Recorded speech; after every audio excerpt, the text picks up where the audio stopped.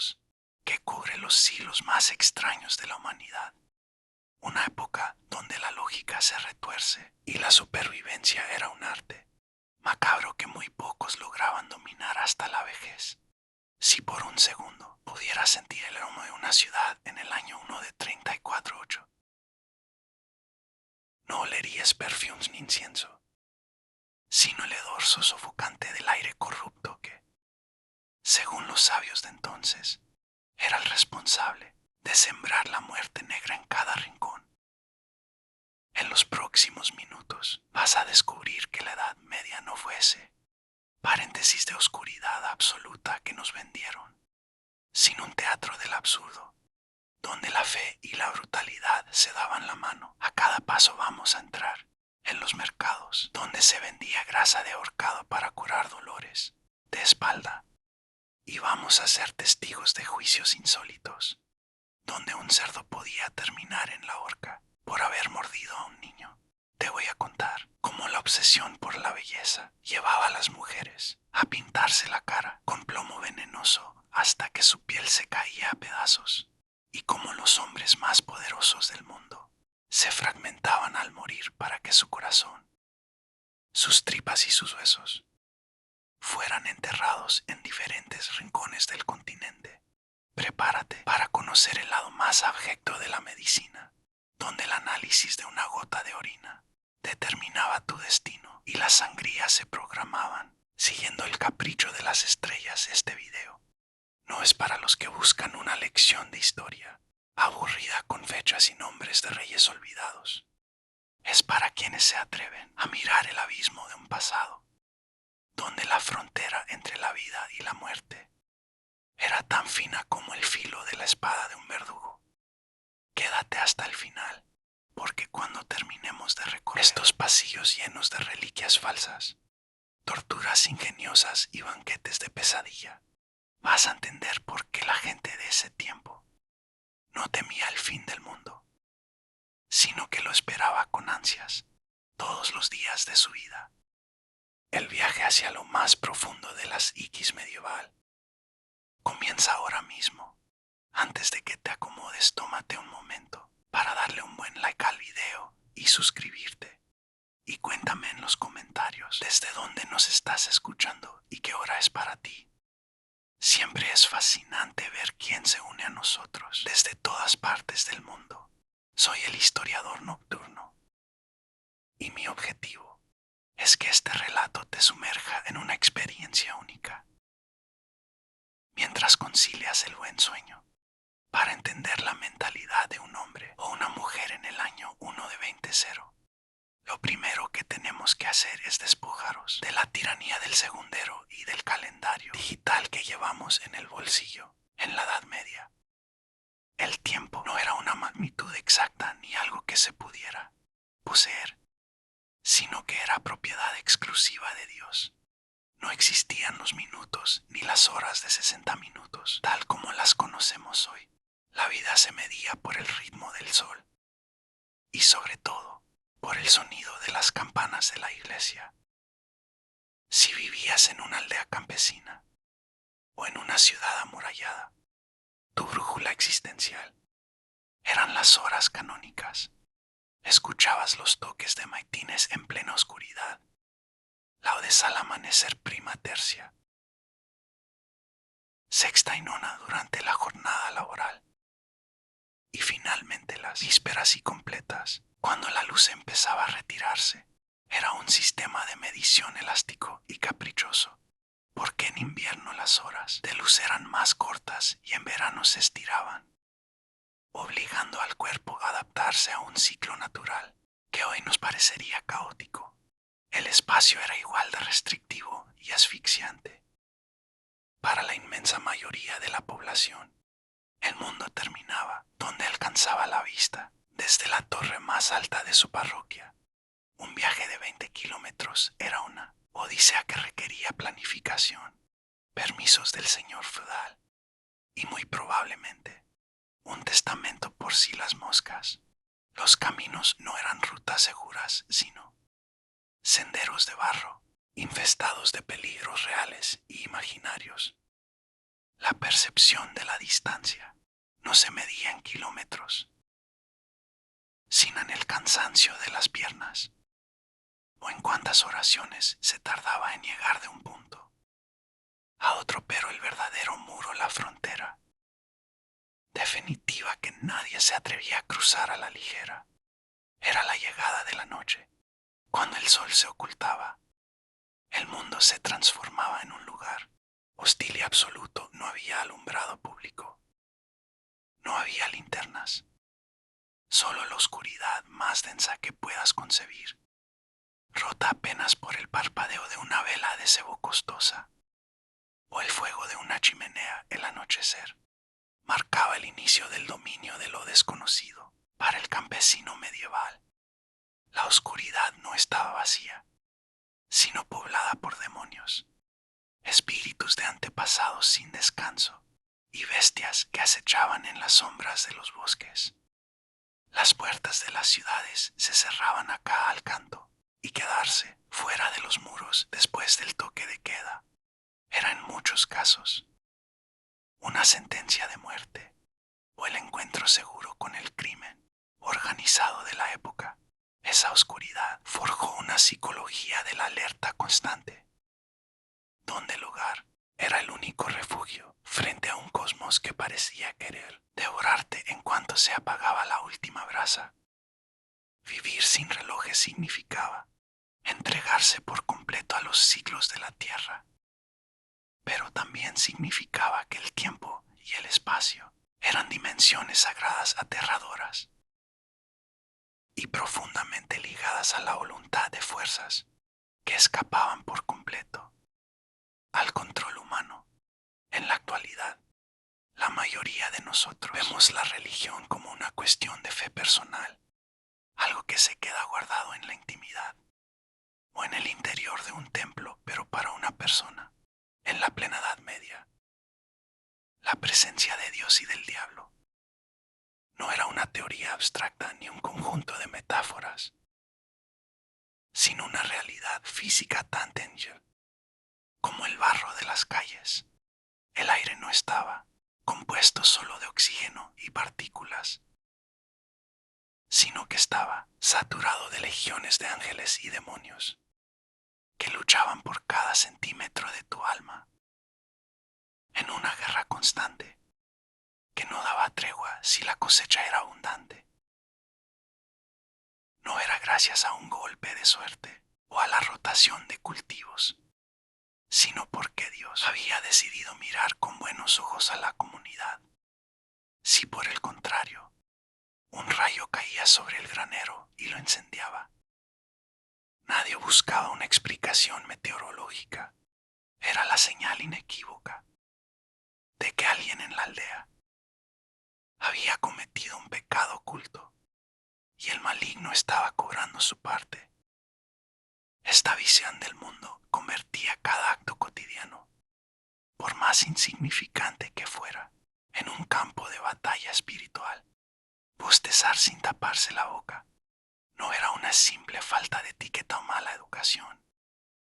Era una negligencia peligrosa, porque en ese descuido le estabas dejando la puerta abierta a un demonio para que se deslizara dentro de tu cuerpo y tomara posesión de tus entrañas. Tropezar con una piedra al caminar o que la leche se cortara al amanecer no eran accidentes, sino microataques de entidades oscuras que disfrutaban con el caos humano. El diablo no era una figura lejana que habitaba un infierno subterráneo, sino un vecino molesto, astuto y perverso, que podía esconderse detrás de un arbusto, bajo la forma de un perro negro de ojos encendidos, o incluso en el brillo seductor de una moneda de oro encontrada en el camino. Los demonios medievales eran grotescos y literales.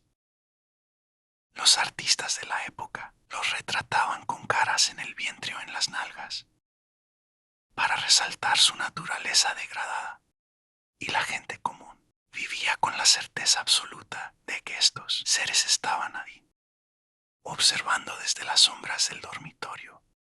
esperando un segundo de debilidad moral para arrastrarte a la perdición. Por otro lado, la protección divina exigía un mantenimiento constante y agotador, el uso de amuletos, el acto de persignarse ante cualquier ruido extraño y la repetición mecánica de salmos eran herramientas de supervivencia tan esenciales como el agua o el fuego. No había lugar para la casualidad en la mente medieval. Todo tenía un propósito, un mensaje y un remitente. Si un niño nacía con una mancha en la piel, se interpretaba como la firma de un espíritu o el resultado de un pensamiento impuro de la madre. Si un soldado sobrevivía a una herida de flecha que debería haber sido mortal, era porque la mano de un santo lo había sostenido físicamente. Este dualismo absoluto generaba una ansiedad existencial permanente, porque el mundo entero era un libro de señales que había que saber interpretar para no terminar condenado. La vida era un equilibrio precario, donde el cielo y el infierno se ruzaban constantemente en el mercado, en la mesa durante la cena y en el último suspiro antes de cerrar los ojos para dormir, convirtiendo la existencia en un drama cósmico donde vos eras el protagonista y el botín en disputa. Para nosotros, en el siglo XXI, cumplir 30 años suele ser el inicio de la verdadera adultez. El momento en el que apenas empezamos a pensar seriamente en el futuro o en estabilizarnos. Pero si viajamos unos 0 años atrás, llegar a los 30 años significaba, para una gran parte de la población, estar entrando en la recta final de la vida. Es fundamental aclarar que esa cifra de 30 años, como esperanza de vida promedio, está muy influenciada por la aterradora mortalidad infantil. Muchísimos niños no pasaban de los 5 años, lo que tiraba las estadísticas al suelo. Sin embargo, incluso si lograba sobrevivir a la infancia, el mundo medieval seguía siendo una carrera de obstáculos mortales, donde cualquier herida infectada, una mala cosecha o un invierno más crudo de lo normal te mandaba directo a la fosa antes de que te saliera la primera cana.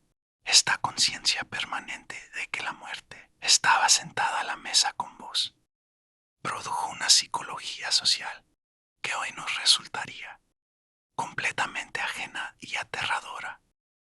La cultura de la inmediatez absoluta. Vivir en un mundo donde el mañana era un lujo estadístico transformó a la sociedad europea en una marea de impulsividad. No había tiempo para planes a largo plazo, para crisis existenciales de la mediana edad o para largos procesos de maduración emocional. Esto explica en gran medida porque la Edad Media fue una época de una violencia tan explosiva y gratuita. La gente tenía el fusible muy corto. Si alguien te insultaba en la taberna o ponía en duda tu honor, la respuesta no era una demanda legal que tardaría años en resolverse, sino un puñal sobre la mesa en ese mismo instante. ¿Para qué ibas a medir las consecuencias si, de todas formas, las probabilidades de morir por una peste o una guerra el mes siguiente eran altísimas? Esa falta de futuro fomentaba una gratificación instantánea que se veía en los banquetes desenfrenados, en la sexualidad sin rodeos y en una crueldad que hoy nos parece gratuita, pero que en ese entonces era simplemente el lenguaje de una población joven, hormonal y desesperada literalmente. El mundo medieval era un planeta gobernado por adolescentes y jóvenes de 25 años, reyes que lideraban ejércitos a los 15, generales que conquistaban territorios a los 18 y madres que a los 13 ya cargaban con la responsabilidad de una familia. No existía la adolescencia como la entendemos hoy. Pasabas de jugar con figuras de madera a manejar una espada o un arado de un día para el otro. Esta hegemonía de la juventud traía consigo una falta de templanza que empapaba todas las instituciones. Los conflictos escalaban rápido, porque los que tomaban las decisiones no tenían la perspectiva que dan los años la muerte. No era algo que les pasaba a los viejos en un hospital. Era algo que veías en la calle, en tu casa y en el espejo cada mañana. Al notar que tus dientes se caían o que tu piel se curtía por el sol. Y el trabajo duro, esta brevedad de la existencia, se convirtió en el motor de una fe desesperada y de un arte que siempre miraba hacia el otro mundo. Porque el terrenal, se les escapaba entre los dedos con una velocidad angustiante. La vida era un soplido, un paréntesis violento y febril. Antes de la eternidad, cometer el error de pensar que los 10 años que duró la Edad Media fueron una sola mancha uniforme de ignorancia y suciedades. Quizás el mayor triunfo publicitario de los pensadores del Renacimiento. Ellos necesitaban que el pasado se viera horrendo para que sus propias ideas parecieran brillantes. Y nosotros compramos ese relato con pochoclos en la mano, frente a la pantalla. Pero la realidad es mucho más compleja y fascinante.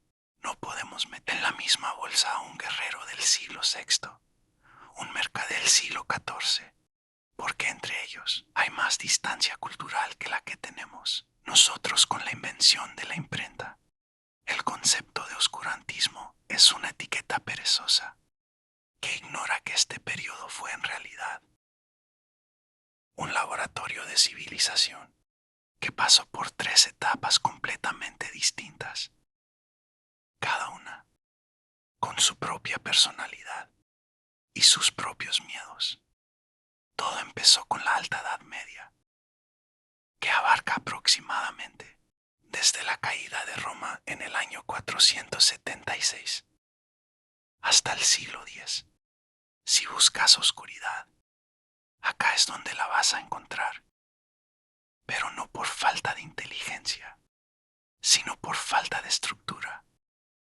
Imagina el colapso de un imperio que lo controlaba todo, y de repente el silencio. Las ciudades se vaciaron porque no había comida ni seguridad y la gente se refugió en el campo, bajo la protección de señores locales. Fue la era del sálvese quien pueda, un tiempo de invasiones vikingas, de reinos que nacían y morían en una década, y donde la cultura se mantuvo viva apenas por el hilo dental de unos pocos monjes, que copiaban libros a mano en monasterios perdidos en las montañas. Fue una época de supervivencia pura, de barro y de acero, donde la prioridad no era escribir tratados de filosofía, sino llegar vivo al invierno. Pero después las cosas cambiaron drásticamente con la llegada de la plena Edad Media, entre los siglos XI y XIII.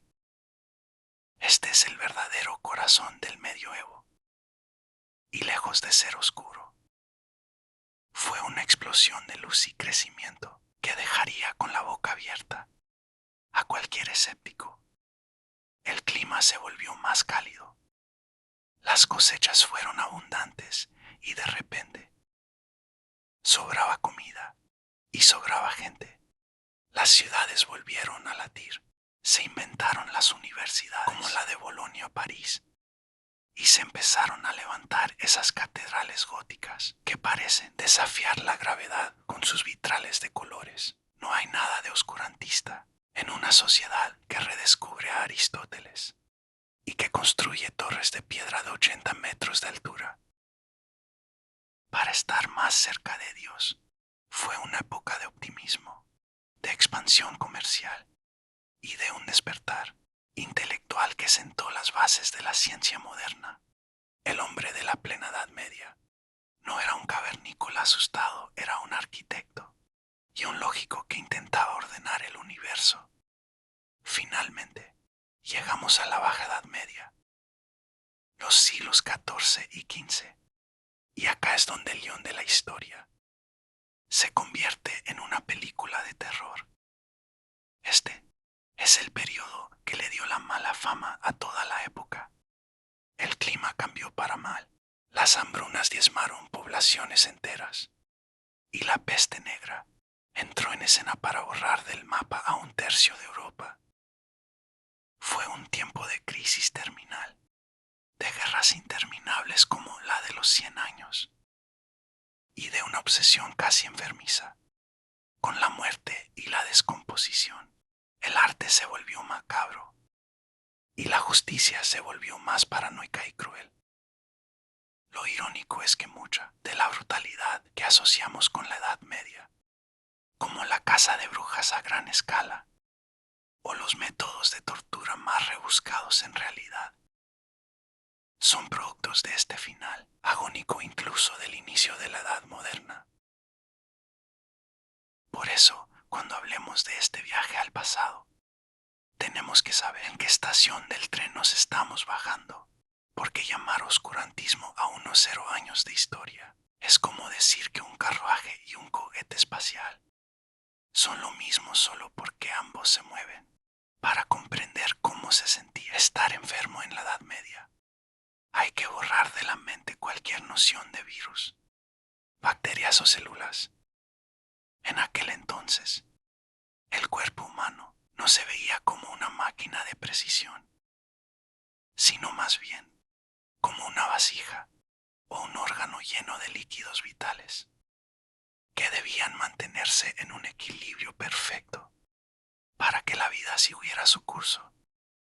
Esta es la base de la medicina galénica, una herencia del mundo griego y romano que dominó el pensamiento médico durante más de unos 500 años, según Galeno y sus seguidores medievales.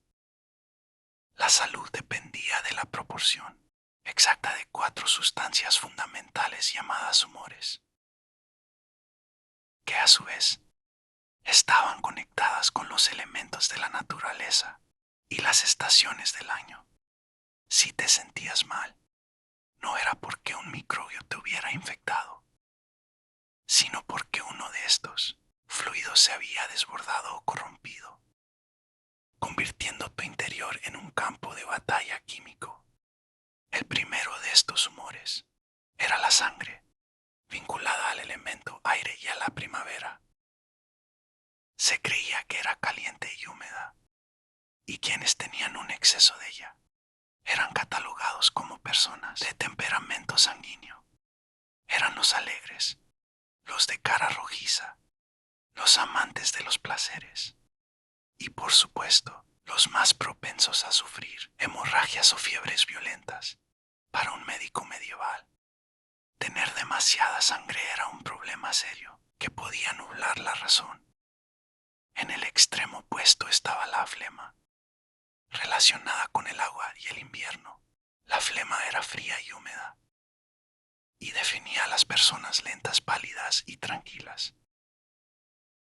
casi apáticas. Si tenías un resfriado eterno o eras demasiado perezoso, el diagnóstico era claro. Tenías la flema por las nubes y necesitabas algo que secara tu interior para recuperar la chispa vital. Luego encontramos la bilis amarilla, el humor del fuego y del verano. Esta sustancia era caliente y seca, y se pensaba que se producía en el hígado.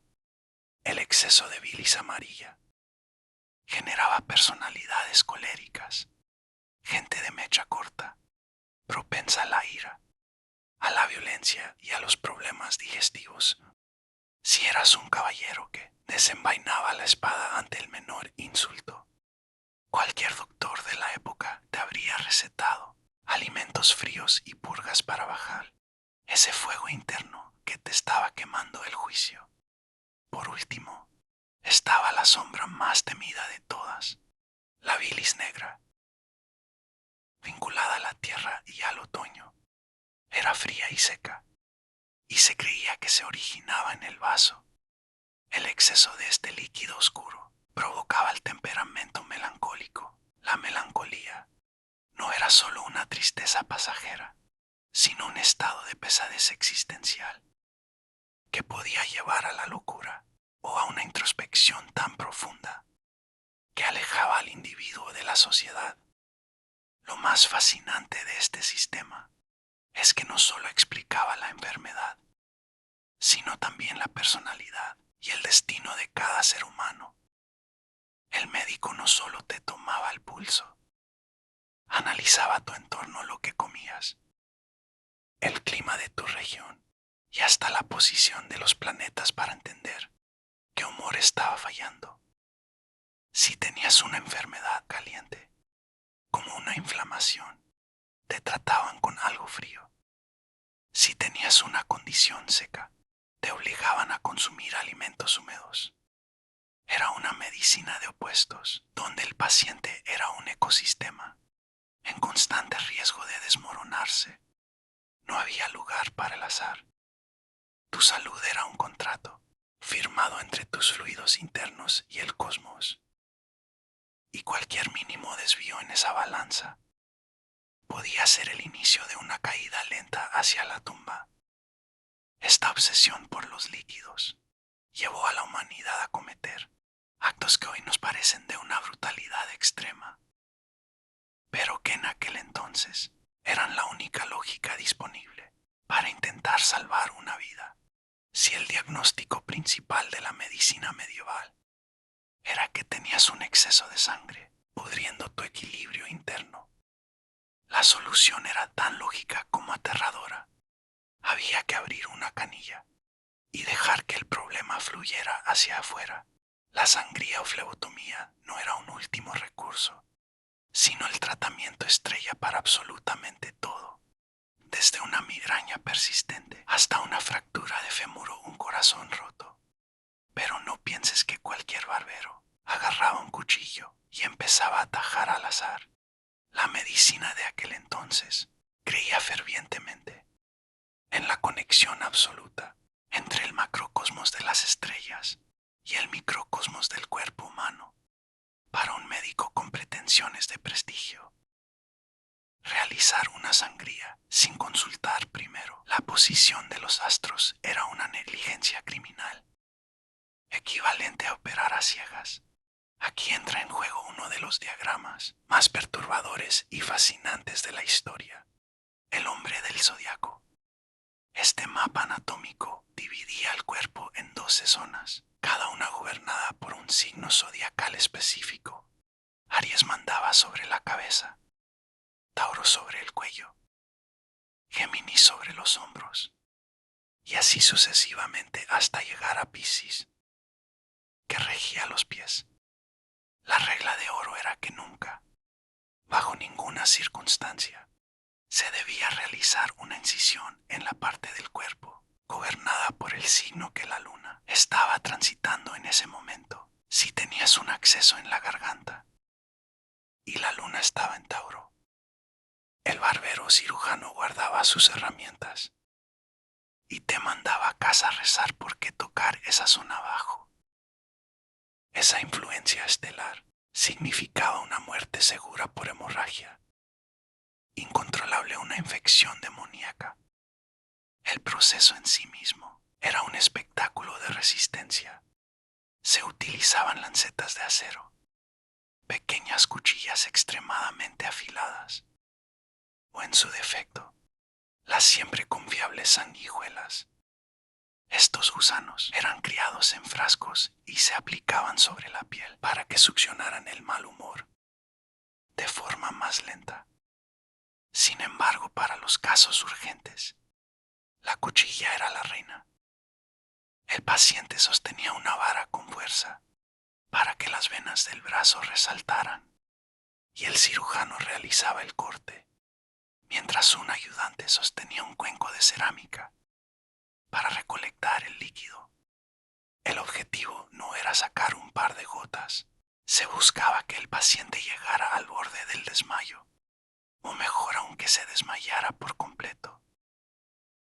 La pérdida del conocimiento se interpretaba como el momento exacto en que el espíritu se calmaba y el equilibrio volvía al cuerpo, aunque en realidad lo que estaba pasando era un shock hipovolémico por falta de sangre en el cerebro.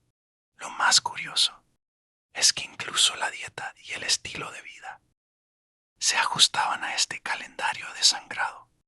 Los monasterios tenían fechas fijas para las sangrías colectivas de los monjes, quienes después de ser drenados recibían raciones extra de comida y días de descanso, convirtiendo un procedimiento médico brutal en una especie de vacaciones forzadas del ayuno y la oración. Pero fuera de los muros del convento, la práctica podía ser letal. Se analizaba la sangre, recolectada con una precisión casi obsesiva. Si era demasiado oscura, había mucha bilis negra. Si tenía espuma, el problema era la flema. No importaba que el paciente terminara más pálido que un fantasma y sin fuerzas para mantenerse en pie. Si las estrellas decían que ese era el día de Saturno y que la sangre debía salir por la vena cefálica del brazo izquierdo, el hierro al rojo vivo, la lanceta, hacían su trabajo sin cuestionamientos.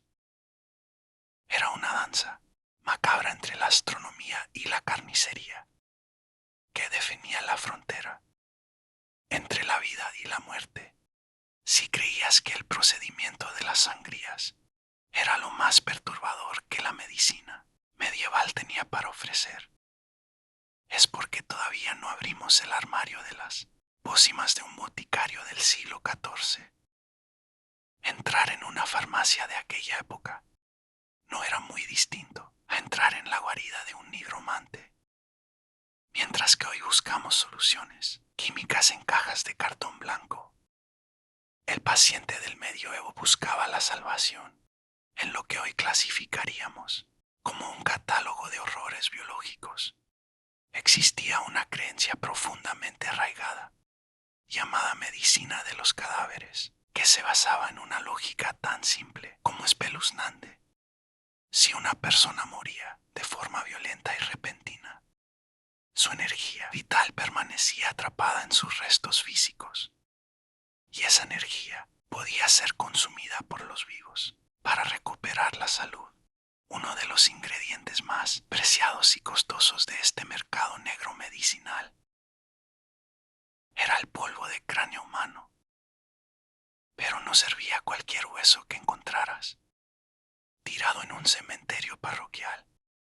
El boticario buscaba específicamente el cráneo de alguien que hubiera muerto, joven y por ejecución, como un ladrón ahorcado o un soldado caído en batalla.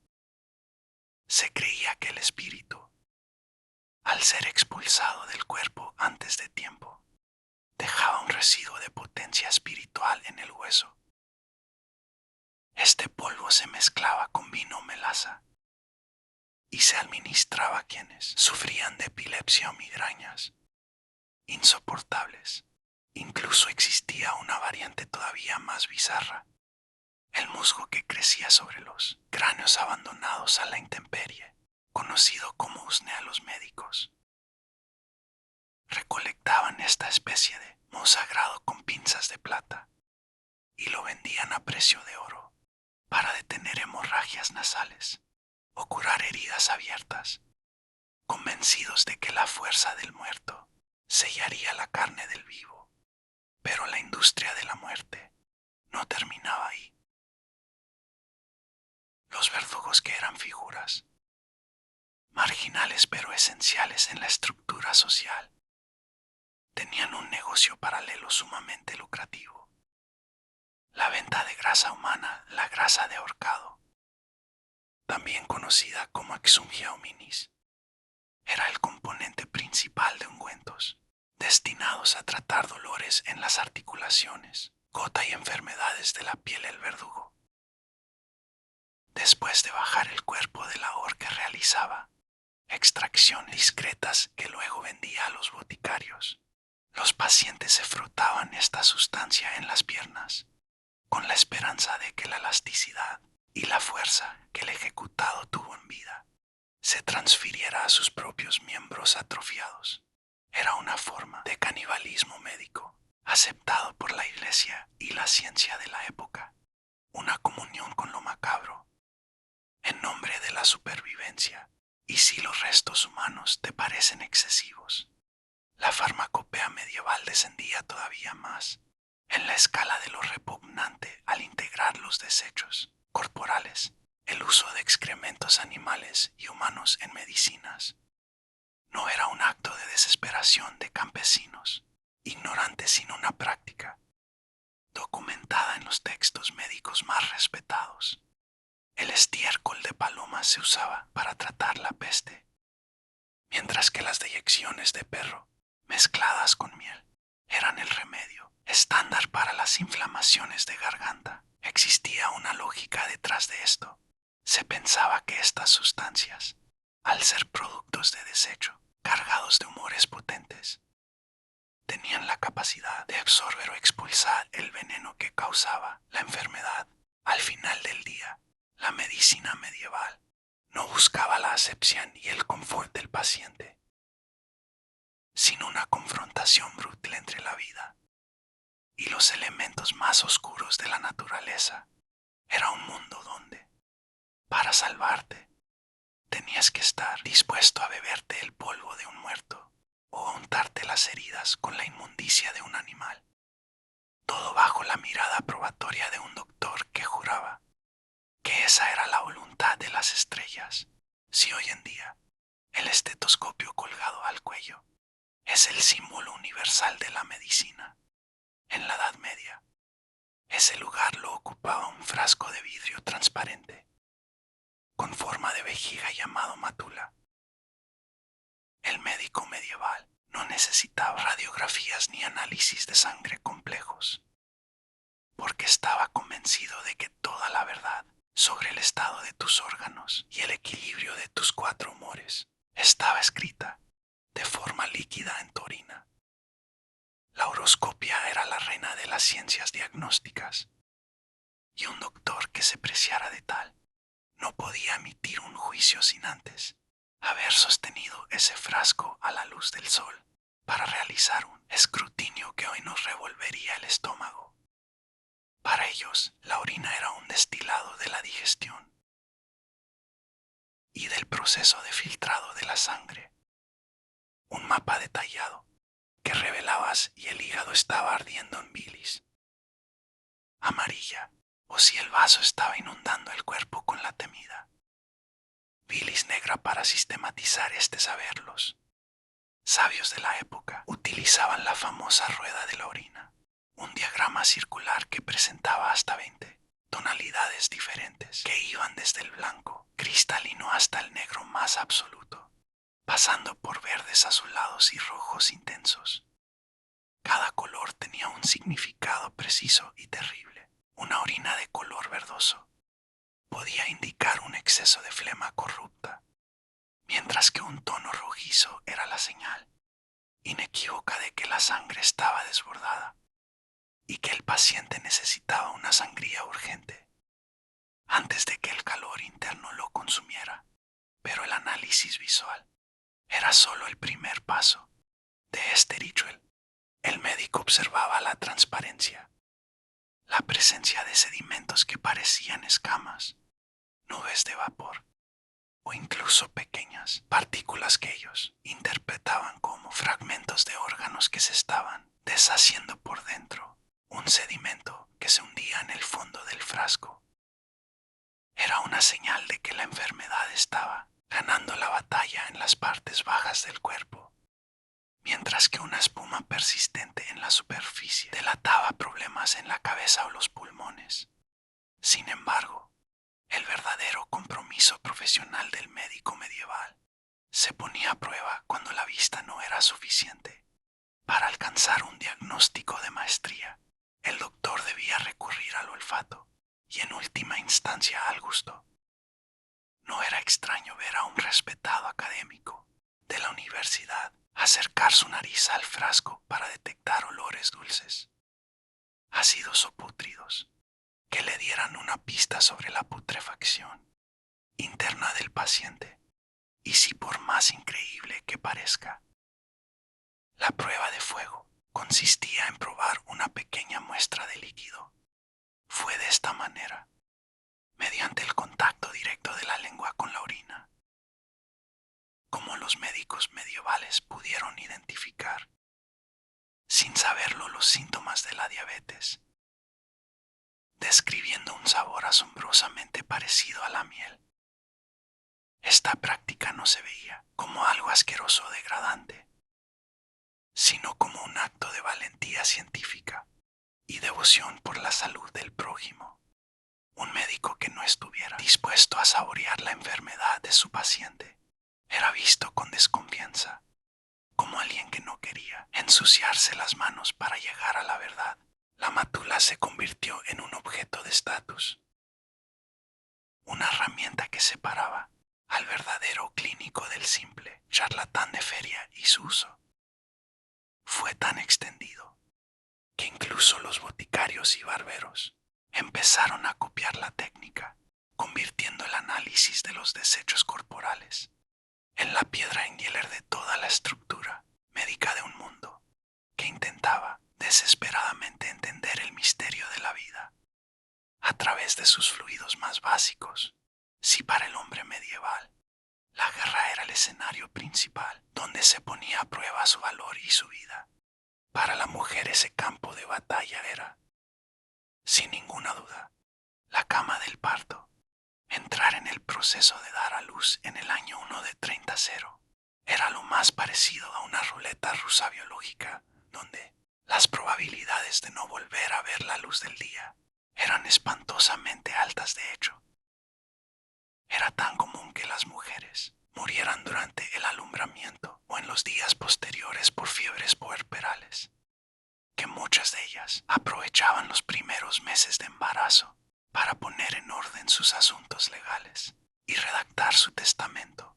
No se trataba de una actitud pesimista, sino de un pragmatismo brutal, nacido de la observación cotidiana en un mundo donde la higiene era un concepto desconocido y las bacterias campaban a sus anchas. La llegada de un hijo era una bendición que venía acompañada casi siempre por la sombra de la guadaña. En este contexto de terror médico, la obstetricia no era una ciencia, sino una mezcla desesperada de folclore, religión y superstición. Los médicos hombres, esos que se daban eris de intelectuales en las universidades, rara vez se asomaban a una habitación de parto, ya que consideraban que tratar los asuntos del cuerpo femenino era algo degradante o directamente pecaminoso. El mando lo tenían las comadronas o parteras, mujeres que aprendían el oficio por pura experiencia y que cargaban en sus bolsos más oraciones que instrumentos quirúrgicos. La habitación donde se desarrollaba el acto solía estar cerrada a cal y canto, con las ventanas selladas y las chimeneas encendidas incluso en verano, bajo la creencia de que las corrientes de aire fresco podían traer espíritus malignos o desequilibrar los humores de la madre. El resultado era un ambiente sofocante, oscuro y plagado de gérmenes. El escenario perfecto para que cualquier pequeña infección se convirtiera en una sentencia de muerte. Como la medicina física poco podía hacer ante una hemorragia o un bebé en mala posición, la protección se buscaba en el plano espiritual. Aquí es donde aparecen las famosas fajas de oración. Se trataba de largas tiras de pergamino o seda, a veces de varios metros de largo, que contenían textos bíblicos, nombres de santos y fórmulas mágicas en latín. Estas fajas se enrollaban alrededor del vientre de la mujer embarazada, con la esperanza de que el poder de la palabra sagrada actuara como un escudo físico que facilitara la salida del niño.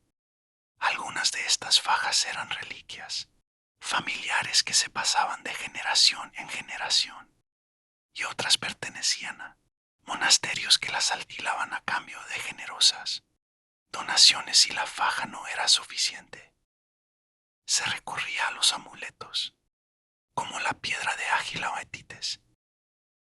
Se creía que esta piedra, que en su interior tiene otra piedra más pequeña que suena al agitarla, simbolizaba al niño dentro del vientre y tenía la propiedad mágica de retener al feto hasta que llegara el momento justo o de expulsarlo rápidamente si se colocaba sobre el muslo izquierdo de la madre.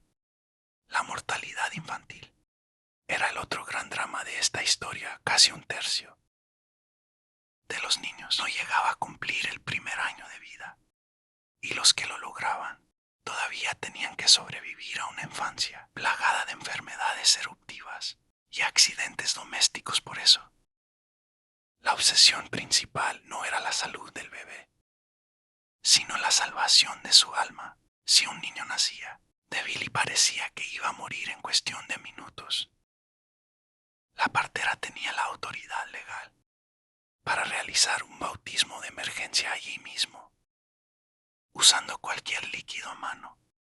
Si no había agua bendita, el miedo al limbo, ese lugar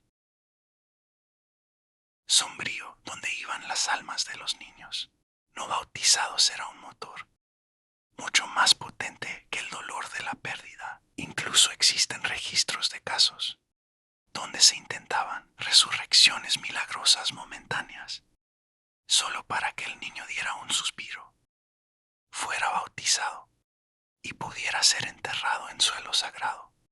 La obstetricia medieval era, en definitiva, un ejercicio de fe extrema, en el que la vida humana pendía de un hilo tan delgado que solo el milagro o la suerte más absoluta podían evitar la tragedia.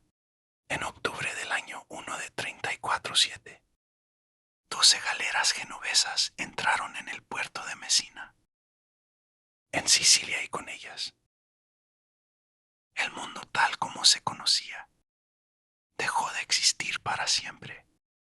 Lo que los habitantes del puerto vieron al acercarse a los muelles no fue un cargamento de especias o sedas preciosas, sino una escena que parecía arrancada de los círculos más profundos del infierno.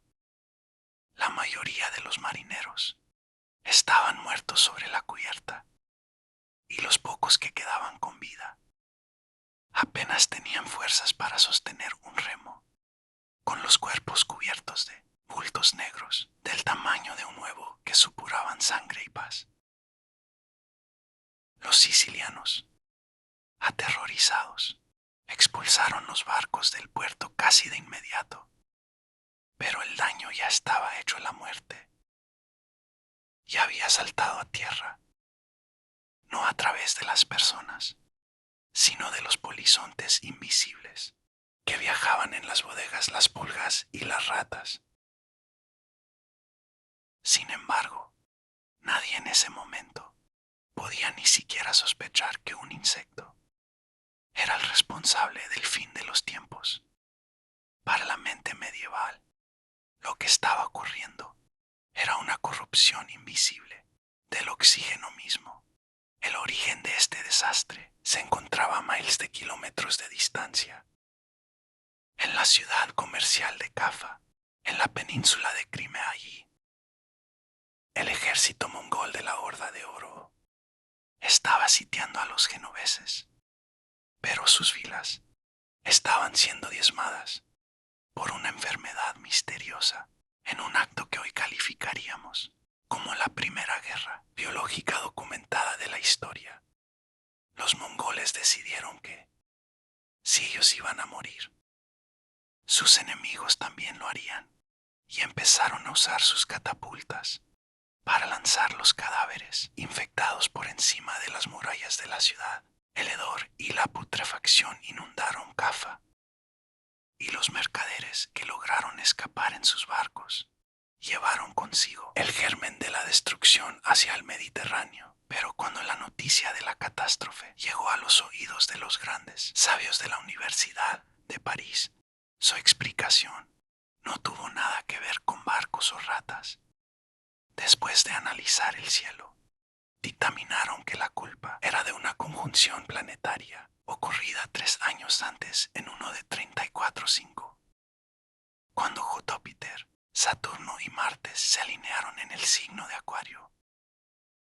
Según la ciencia de la época, este choque estelar había provocado un calentamiento excesivo de las aguas terrestres que liberó vapores venenosos a la atmósfera.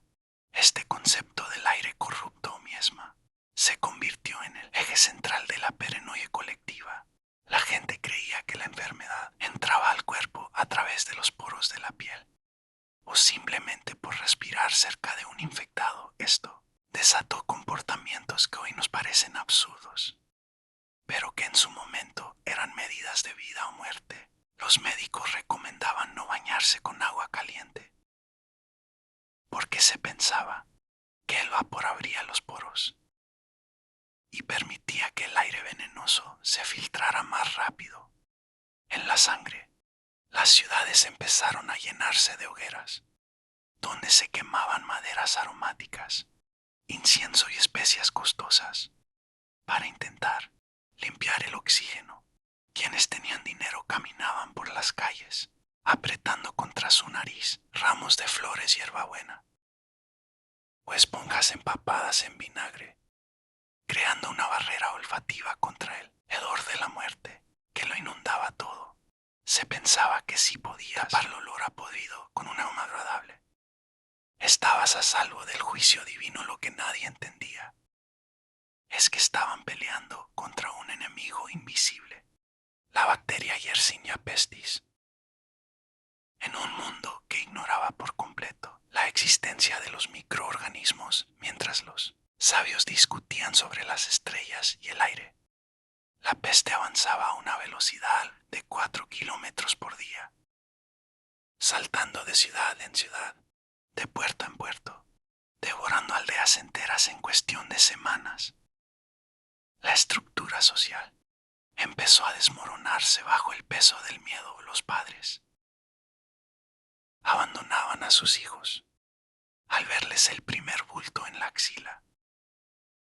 Los sacerdotes se negaban a dar la extrema unción por temor a contagiarse, y los campos de cultivo quedaron abandonados, dejando que el ganado muriera de hambre mientras los humanos se encerraban en sus casas a esperarlo inevitable.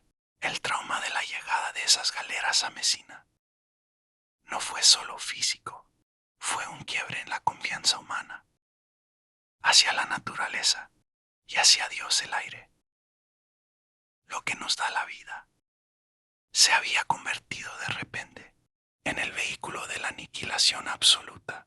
Cuando la muerte negra golpeaba tu puerta, el tiempo de la teoría médica se terminaba y empezaba el reinado del pánico más absoluto. El síntoma más distintivo y aterrador de la enfermedad era la aparición de los bubones, ganglios linfáticos inflamados en las axilas, el cuello, las cingals que crecían hasta alcanzar el tamaño de una manzana y se volvían de un color negro azulado, supurando un líquido de olor nauseabundo. En ese momento, la desesperación empujaba a las personas a probar cualquier método, por más delirante o repulsivo que fuera, con tal de arrancar ese veneno del cuerpo antes de que llegara al corazón. Uno de los remedios más populares y extraños de aquel tiempo consistía en el uso de sapos vivos o disecados, como si fueran esponjas biológicas destinadas a succionar la peste. La lógica detrás de esta práctica se basaba en la idea de que la enfermedad era un veneno literal y que los sapos, criaturas que en el imaginario medieval estaban cargadas de toxicidad y frialdad, tenían la capacidad natural de atraer ese veneno hacia sí mismos. El procedimiento era tan grotesco como puedes suponer. Se tomaba un sapo vivo, se le pinchaba la panza con una aguja y se colocaba directamente sobre el bubón abierto del paciente. El boticario o el familiar del enfermo sostenía al animal allí durante horas, esperando que el sapo se hinchara y muriera, lo cual se interpretaba como una señal de éxito, creyendo que el animal había absorbido la ponzoña que estaba matando al humano si el sapo explotaba. Se consideraba una victoria aún mayor y se procedía a colocar uno nuevo inmediatamente para continuar con la limpieza. Era una batalla de veneno contra veneno donde el anfibio era el sacrificado en un altar de ignorancia. Médica no era el único método extremo que se ponía en práctica bajo el techo de una casa infectada si no tenías un sapo a mano. La otra opción de cabecera era el famoso método Bicli, llamado así por el cirujano de Enrique Ocho Grados, aunque se usaba desde mucho antes. Consistía en tomar una gallina viva, desplumarle la zona del trasero y frotar esa piel desnuda contra los bubones inflamados del paciente. La creencia era que los poros del ave, al estar calientes y activos por el susto, absorberían la infección.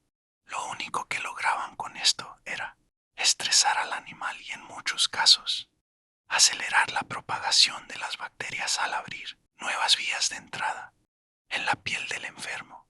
En otros casos, los barberos cirujanos intentaban sacar los bubones con cuchillos al rojo vivo, una operación realizada sin ninguna anestesia, donde el paciente muchas veces moría por el shock del dolor, antes que por la propia peste para los más pudientes. El tratamiento podía incluir la ingesta de esmeraldas trituradas mezcladas con vino, bajo la premisa de que la pureza de la gema purificaría la sangre. Pero la realidad en las calles era mucho más oscura. La gente llegaba a cubrirse los bultos con una pasta hecha de raíces de lirio, orina humana y excremento seco de paloma, convencidos de que si el remedio olía lo suficientemente mal, la enfermedad se sentiría repelida y abandonaría el cuerpo. Estas prácticas, lejos de ayudar, convertían las casas en focos de infección todavía más letales, pero sirven para pintar un cuadro perfecto de la psicología de la época. Un hombre o una mujer medieval no se quedaba de brazos cruzados esperando el final, sino que luchaba contra lo invisible, con las herramientas de un mundo donde la magia, la naturaleza y la fe eran la misma cosa, en medio de un apocalipsis que nadie entendía. Un sapo sobre una herida abierta era para muchos la única frontera entre este mundo y el juicio final, cuando el orden del mundo se cae a pedazos y sentís que la muerte te respira en la nuca. La razón suele ser la primera en salir, corriendo por la ventana, en medio de la carnicería silenciosa que era la peste negra. Surgió uno de los movimientos más perturbadores y visualmente violentos de toda la historia europea, los Hermanos de la Cruz, mejor conocidos como los flagelantes. Esta gente no creía en las tibias procesiones de las iglesias oficiales, ni en los rezos susurrados por sacerdotes que, dicho sea de paso, también se estaban muriendo como moscas. Para ellos, la peste era la prueba irrefutable de que Dios había perdido la paciencia con la humanidad y que la única forma de calmar esa furia divina era ofreciendo un pago equivalente en dolor y sangre propia. No era una sugerencia simbólica, era una puesta en escena de horror que recorría las rutas de Europa como una marea de pesadilla. Grupos de cientos de hombres, y a veces mujeres en secciones separadas, marchaban de ciudad en ciudad con la cabeza gacha, cubiertos con capuchas y cargando estandartes pesados. Al llegar a la plaza principal de una aldea, el espectáculo comenzaba. Se despojaban de sus túnicas hasta la cintura y formaban un círculo humano mientras entonaban cánticos lúgubres que erizaban la piel. El instrumento protagonista de este ritual era el flagelo, un látigo de cuero con 3 o 4 correas que tenían en sus extremos nudos con puntas de hierro afiladas como agujas. Durante horas, estos hombres se golpeaban la espalda con una furia rítmica de tal manera que las puntas de metal se clavaban en la carne al tirar del látigo arrancaban pedazos de piel y músculo que salpicaban a los espectadores que miraban, paralizados desde los bordes de la plaza. El objetivo era cumplir un ciclo de 33 días y medio de sacrificio, un número que no era azaroso, sino que representaba cada año